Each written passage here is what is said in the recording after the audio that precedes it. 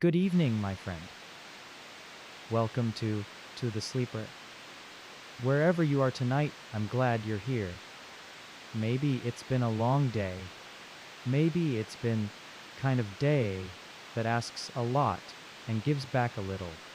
Either way, it's over now. You've done what you could with it, and what you couldn't do will wait. And right now, there is only this: the stillness of wherever you are, and the dark behind your eyes, and the sound of my voice taking you somewhere. Tonight we go to New York City, Manhattan, specifically that narrow, improbable island where 12 stories are happening simultaneously at any given moment, where you can walk 4 blocks and pass through 3 different worlds, where the light between the buildings does things it doesn't do anywhere else on Earth. It's spring. The city has just come back to itself after a long winter. The windows are open again. The bodegas have put their flower buckets out on the sidewalk. Buckets of tulips and carnations and daffodils and small white flowers, whose names nobody knows, standing in cold water in the morning air, their colors ridiculous and wonderful against the gray of the pavement. The trees along the avenues are in new leaf. That particular green that only lasts 2-3 weeks before it deepens into the heavier green of summer. People are walking a little differently, looser, faces upturned. Collective exhale of a cold city releasing the tension it has been holding for months.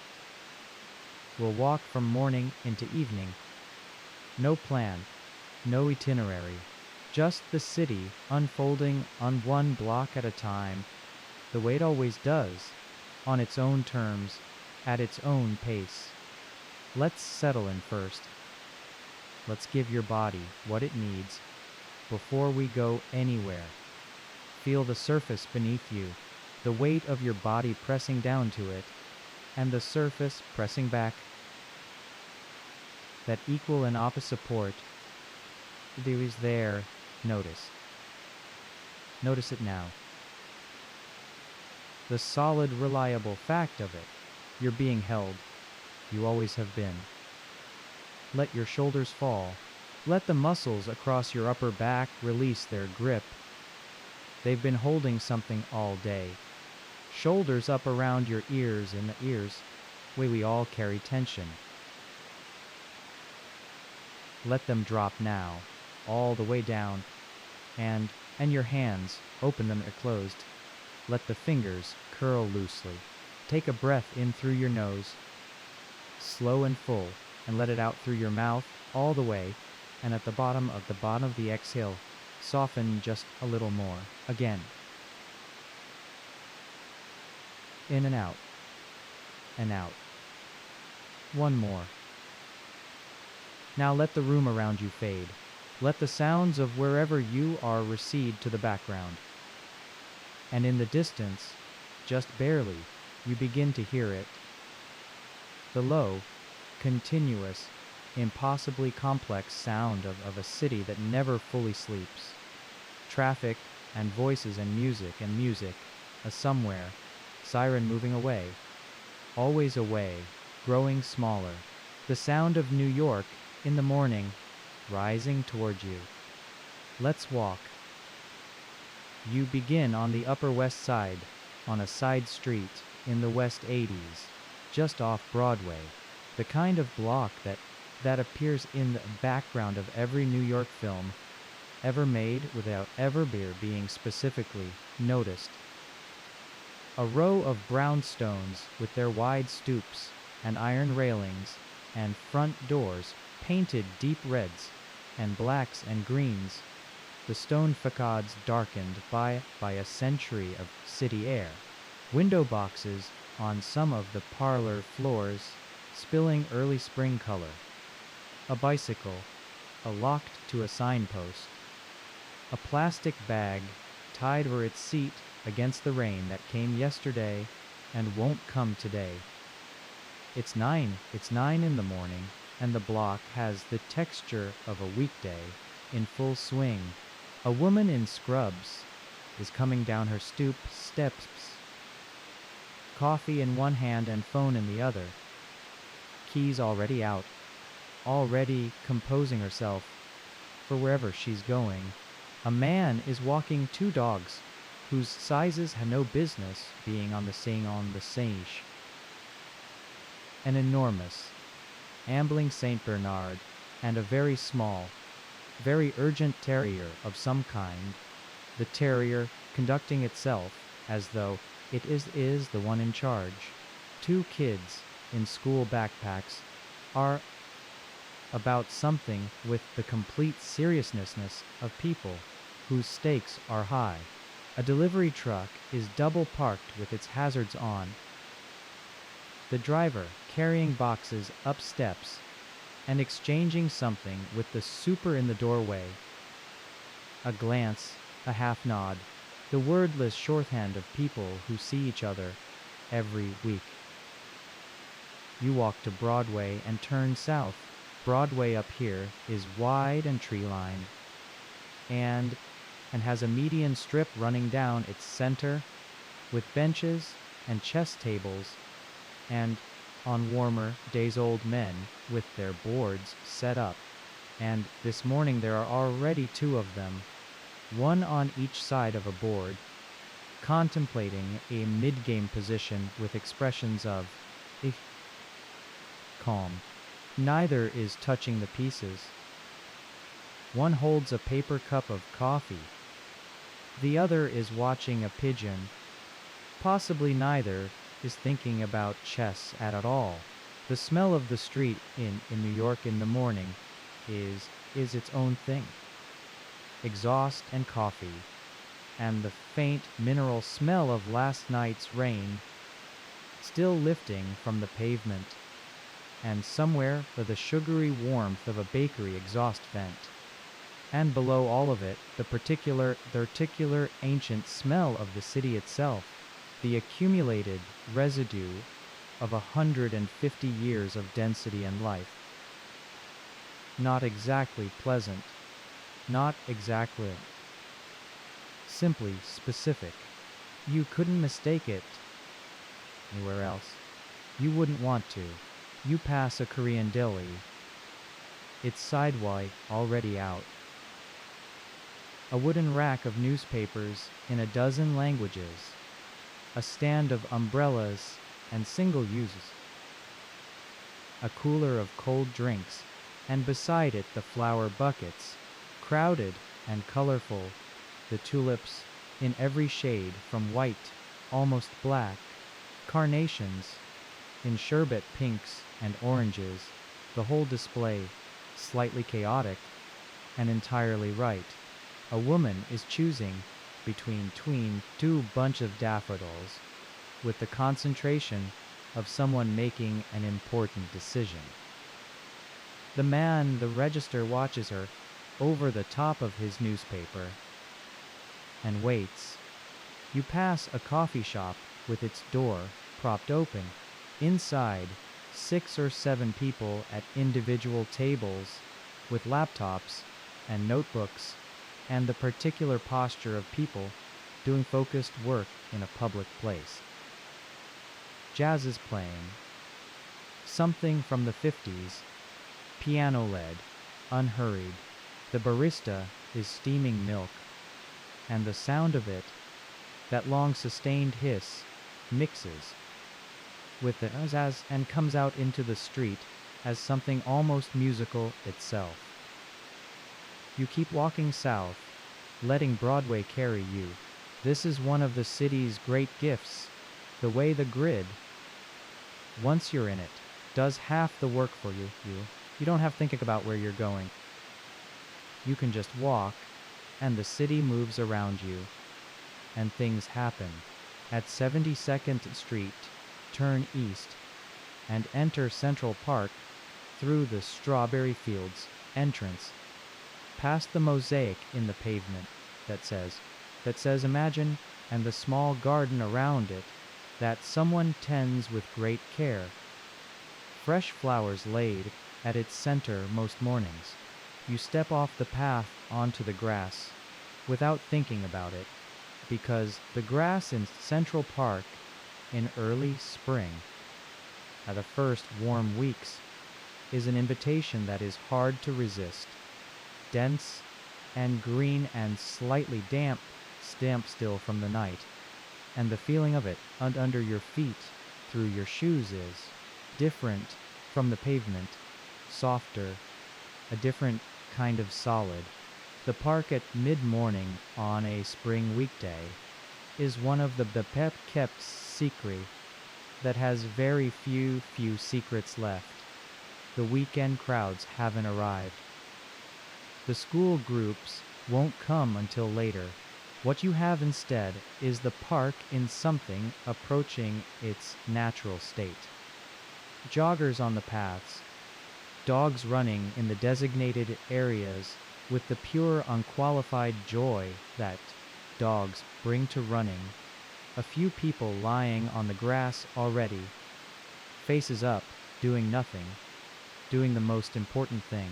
You walk deeper in, away from the transverse roads, toward the ramble, that 36-acre woodland in the center of the park, the most deliberately wild section, where the paths wind without apparent logic, through dense plantings of native trees and shrubs, and where in spring the birdsong is ordinary.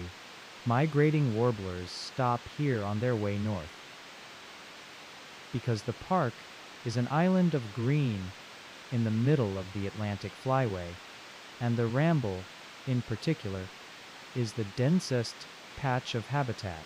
This morning, there are half a dozen birders working the area with their binoculars, moving slowly, stopping, looking up into the canopy with the intense, patient focus of people following something that may not cooperate.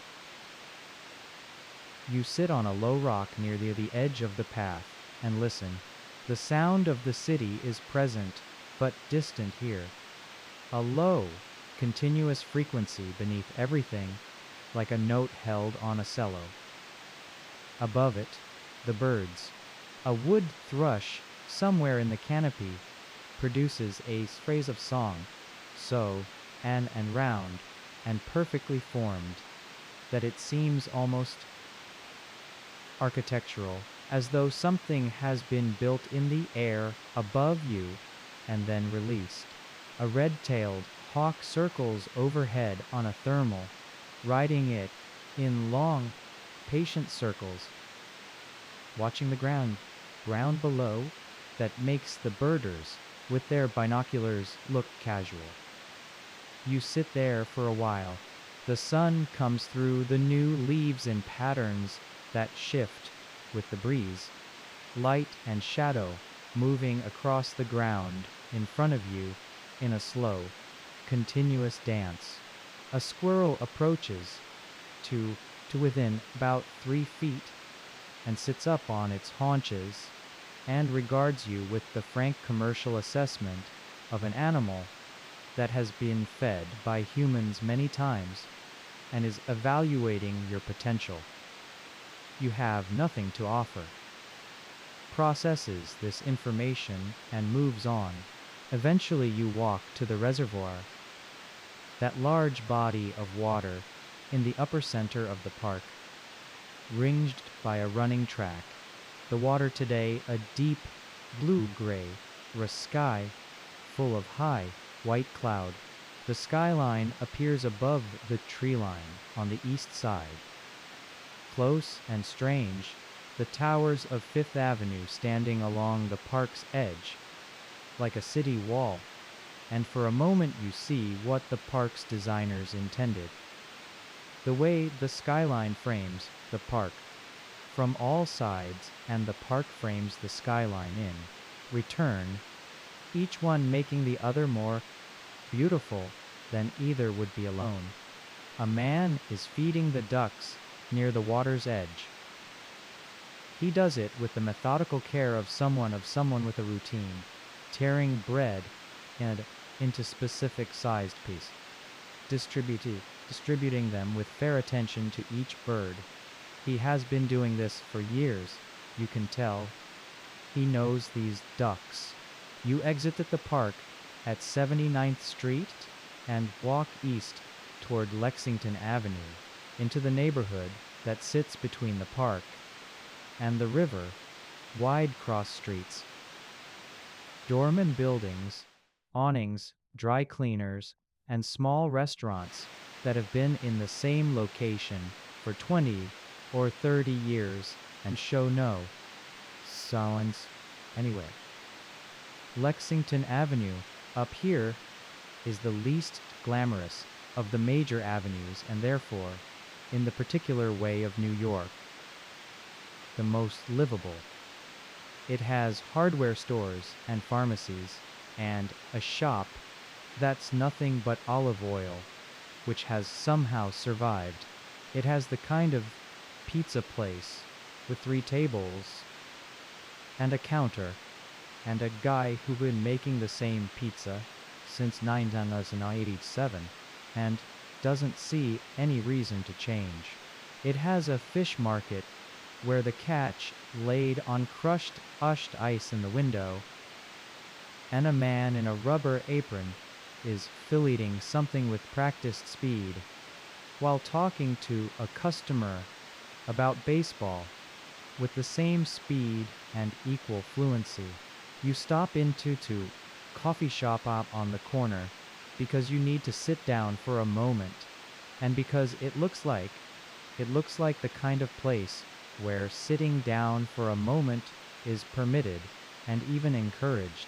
It is a Greek diner, or a diner with Greek ownership, which is a distinction you've never been able to fully clarify, but which expresses itself in the specific form of menu, a laminated of extraordinary ambition that contains everything from eggs to moussaka to a club sandwich to pie, all available at all times, no questions asked.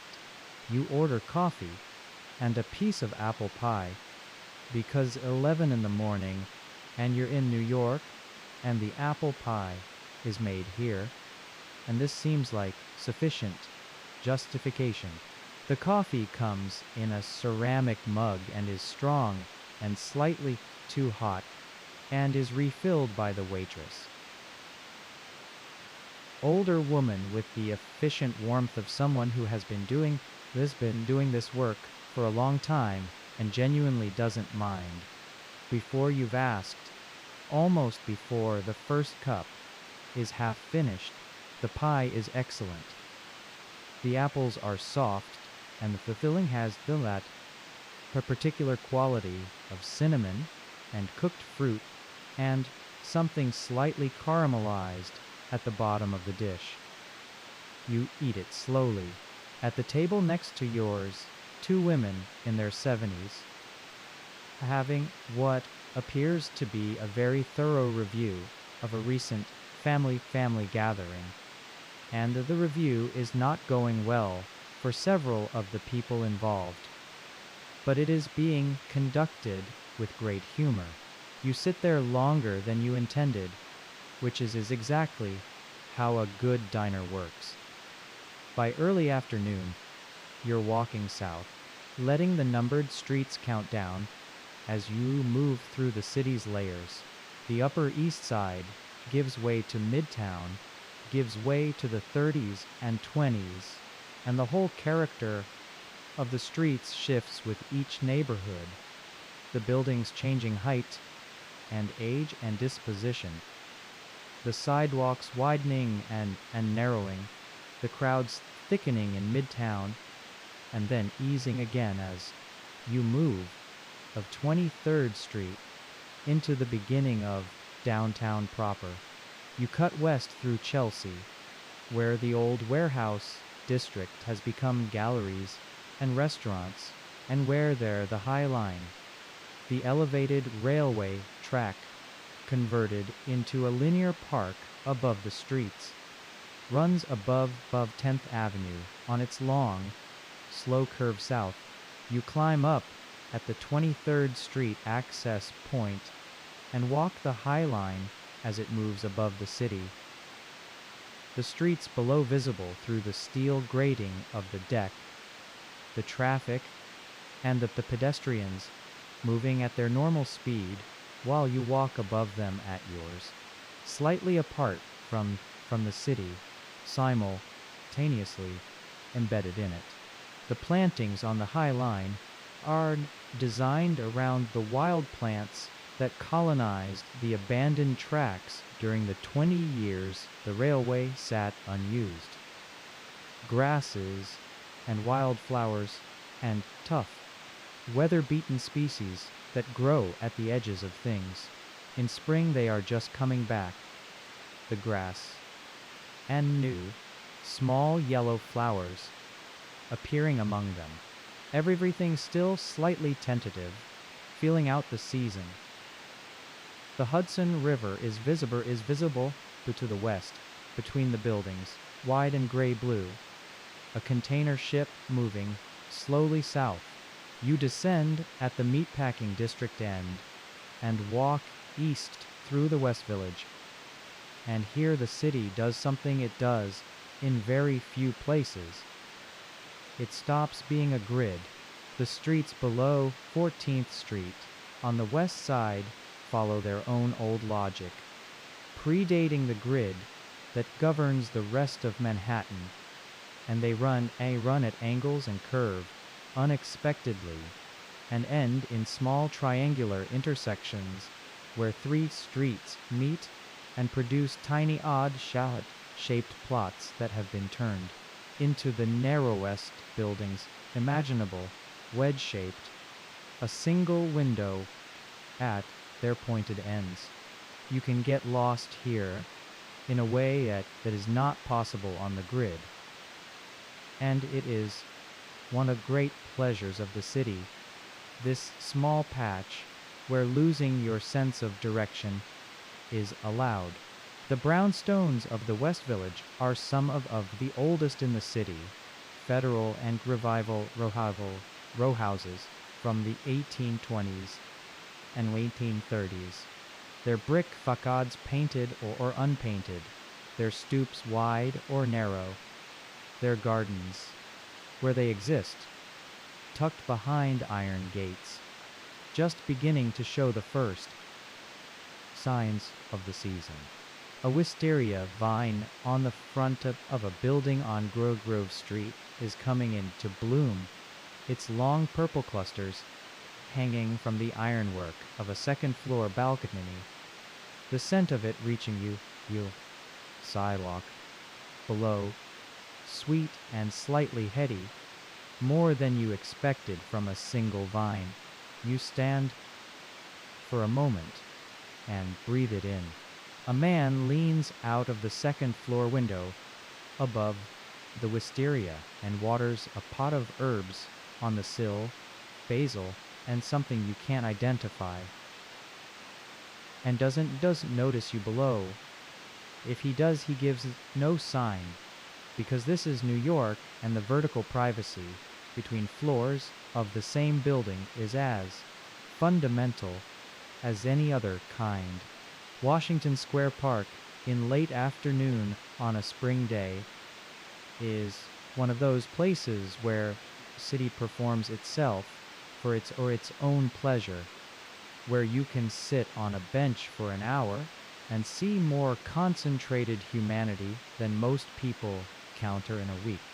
And yet somehow, and this is the magic of it, it doesn't crowded or overwhelming. It feels alive. The arch at the north end frames the long straight run of Fifth Avenue going north, and in this light, with the new leaves of the elm trees catching the afternoon sun, it has a quality almost of theater. The arch as proscenium, the avenue as backdrop, the park as stage. Students from NYU cross the park in every direction, going somewhere, or coming from somewhere, or sitting on the fountain rim with their books and their phones and the general air, whose lives are in an interesting phase. A man is playing guitar on the south side of the fountain, not busking exactly, just playing a nylon string guitar, something classical and unhurried. He plays well.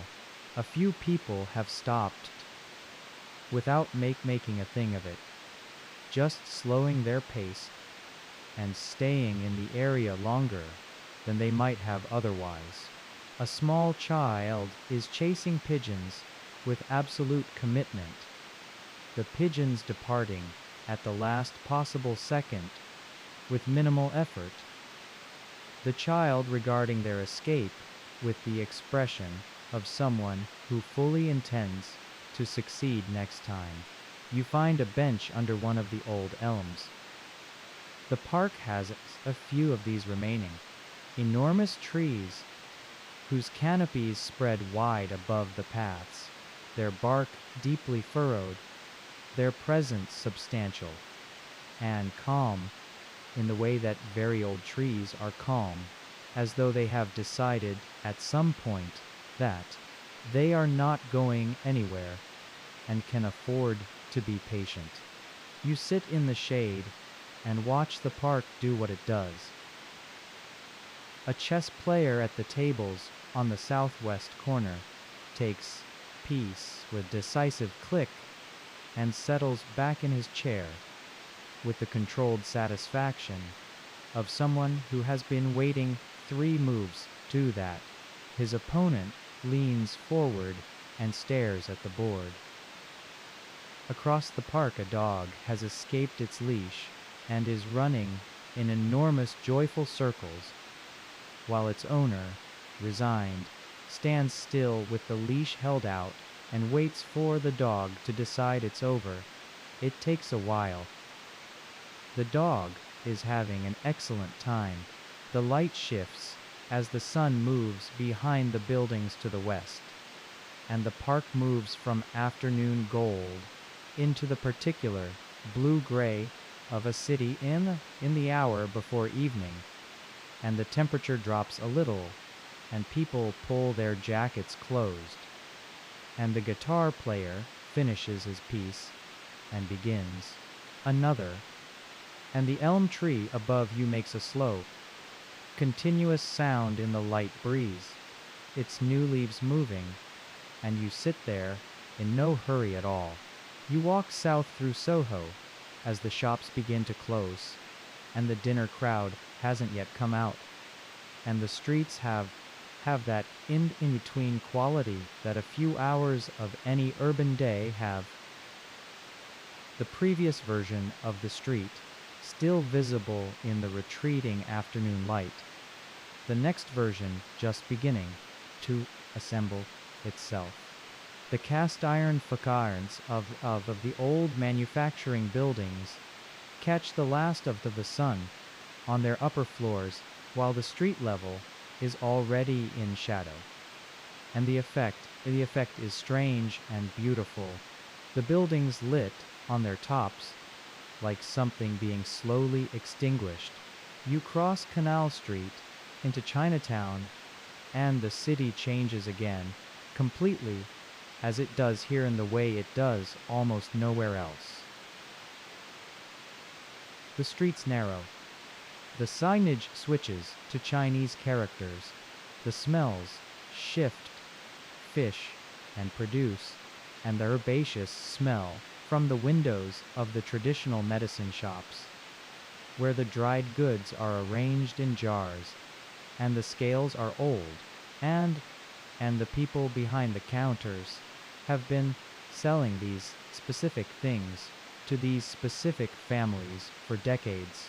A woman is selecting bok choy from a sidewalk display with the expertise of someone who cooks it 3 times a week and knows exactly what she's looking for.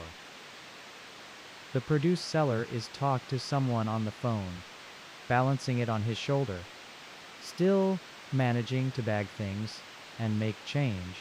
Two elderly men are sitting on folding chairs outside a building playing cards with the calm of people who have been doing this in this spot since before the neighborhood became what it is now, and intend to keep doing it regardless of what it becomes next. The streets of Chinatown on a spring evening smell of the city underneath all its other smells. Pavement and something faintly sweet from the bakeries still open on Mott Street, and fish from the markets, and the diesel exhaust of the delivery trucks edging through the narrow streets, and overall, of it the smell of cooking coming from the restaurants beginning their evening service, woks going, oil heating, garlic hitting a hot pan in that specific way that garlic does. And the whole combination is overwhelming and dense and completely, entirely alive. You eat standing up at a small counter inside a place on Doyer Street, that short, angled street that curves through the middle of Chinatown, sometimes called the Bloody Angle for its 19th century history, now just a quiet, slightly bent lane with a handful of restaurants and a barber shop that has been in since 1994. The food is hand-pulled noodles in a clear pork broth. The noodles thick and chewy, the broth clean and deep, a few slices of roast pork on top, and a pile of wilted greens. You eat from a ceramic bowl with chopsticks and a ceramic, and the whole thing costs $9 and is one of the better meals you've had in months. The man next to you at the counter is eating the same thing and reading a newspaper folded into quarters, turning the pages with the easy efficiency of someone long practiced at eating and reading simultaneously in a small space. Nobody talks. The radio in the kitchen plays something in Cantonese that sounds like a drama of some kind. The cook calls something, and the woman at the counter responds without looking up from what she's writing. The door opens and closes. The street outside, dark and bright in alternation as you move past the neon of the restaurant signs. You walk east through lower Manhattan as the evening comes fully down, and you find the entrance to the Brooklyn Bridge walkway on the Manhattan side, and you walk out onto the bridge as city lights are fully on, and the sky above is that deep blue that comes after sunset. Not black yet, not quite. Very close. The bridge at night is one of the city's essential experiences, and one of its overstated. No amount of description quite captures what it feels like to walk the wooden pedestrian path above the traffic lanes, with the Gothic stone towers rising above you and the cables fanning out from the towers in their great spreading geometry, and the East River far below running dark, fast, toward the harbor. The wind comes off the water, and it's cold this evening, properly cold, the residual cold of a winter that has only just been persuaded to leave, and you lean into it a little as you walk. Behind you, Manhattan is a wall of light. The towers of the financial district rise along the waterfront, their windows lit in the random pattern of offices still occupied and offices dark. Every lighted window a person at their desk, or a cleaning crew, or a forgetful, departing employee. The older buildings, the ones the ones from the 20s with their Art Deco crowns, stand among the glass towers like who dressed for a different party and arrived and are perfect comfortable about it. You stop in the middle of the bridge at the point between the towers where the cables converge above you in their great fan, and you lean against the railing and look back. This is it.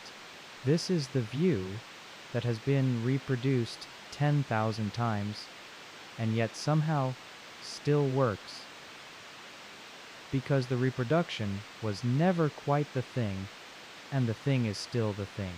The city across the water, lit and dense and vertical and continuous. The bridges upstream strung with lights. The river below you fast and dark and indifferent to all of it. And you, standing on a bridge built 140 years ago in the spring, looking at a city that has never once in its history been finished. You stay there for a long time. Long enough to get cold. Long enough for the chill to move from the outside of your jacket inward. Long enough for the blue of the sky to complete its journey to black, and for the stars, the few visible in a city sky. Then you turn and walk back toward Manhattan, back into the city, back into the warm and lighted streets. The streets of Tribeca late on a spring evening are quiet the way downtown Manhattan is quiet at night. The restaurants full, but the sidewalks between them empty. The loading docks of the old warehouse buildings. The cobblestones of the side streets shining slightly from a brief shower that came while you were on the bridge and passed before you came back. You walk north without a specific destination, letting the city deliver what it delivers. A bar with its door open and a saxophone playing inside. Just audible on the sidewalk, something modal and slow. The notes floating out into the street and dispersing. A woman walking a greyhound. That most architectural of dogs, built like a drawing, all line and tension. And the greyhound moves with the same efficient grace on the pavement that it was bred to manage on the track, its long legs making the whole thing look effortless. A group of young people spilling out of a restaurant, still talking about whatever they were talking about inside. The conversation continuing into the street, without interruption. The laughter of people who have eaten well and are happy in each other's company. You find a small park on a corner, one of those tiny pocket parks that the city places in the odd geometries where streets intersect at angles. A few benches here too. A water fountain turned off for winter and not yet turned back on. You sit on a bench. The tree above you, a young pin oak, its new leaves catching the light from the street lamp and turning it in something green and trembling. The sound of the city around you, never entirely absent, never entirely loud, settles into a kind of ambient music, the irregular rhythm of traffic, a voice somewhere, a car door, a train under the street, a siren blocks away, going somewhere else. You think about the day, the St. Bernard and the terrier on Broadway, the wood thrush in the ramble, the apple pie, the wisteria on Grove Street, the man feeding the ducks at the reservoir who knows his ducks, the chess player's decisive click, the noodles on Doyers Street, the bridge and the river and the city lit behind you like something you dreamed. All of it. All of it real. All of it yours now in the way that can be yours, folded into you, added to everything else you carry. You feel the bench beneath you, the cold air on your face, the warmth inside your jacket, the particular tiredness of a body that has walked a long way through a city that asks something of you and gives something back. The most pleasant kind of tired there is. Let the city go now. Let it continue without you, the way it always does, and always will. The avenues still lit, the bridge still crossing the river, bodegas still open with their flowers out front, the park still dark and full of birds, the diner still serving coffee to whoever needs it at this hour. The city doesn't need anything from you right now. It is perfect capable of going on without you. Let it. Let it. Feel your body settling, the weight of it, the warmth of it, the slow and steady work of your breathing, which has been happening all day without any instruction from you, reliable and continuous, your body doing what it knows to do. Let your feet go first. Feel the tiredness in them, the good tiredness of feet that have long way through a beautiful place. Let them heavy. Let them sink. Let them sink. Let the red up through your ankles, your calves, your knees. Your legs are heavy and warm. Your hips settle. Your back releases. Your shoulders let go of whatever they've been holding. Your arms fall softly. Your chest rises and falls, rises and falls, and with each exhale something loosens, something that has been held all day. The city is still going. Somewhere, a saxophone is playing something slow. Somewhere, a bodega is bright on a dark corner. Somewhere the river is moving south toward the harbor without hurrying. Somewhere a tree in Central Park is moving in the night air, and a bird is sleeping in its branches without knowing or caring that is in the middle of the largest city in the country. Because a tree is a tree, and the dark is the dark, and sleep is sleep, wherever you happen to find it. Let yourself find it now. Let the sounds of the city become something softer, something like music, something like breathing. The lights of it behind your eyes become something dimmer, something warmer, something like rest. You have walked a long way today, through a city that has been walked centuries and will be walked for centuries more.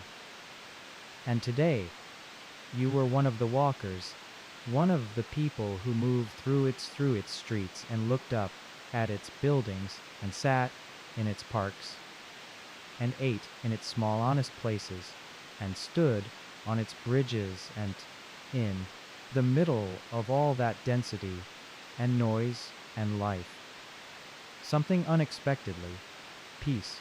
That peace is yours. Carry it into sleep. The music will stay with you now, all the way down.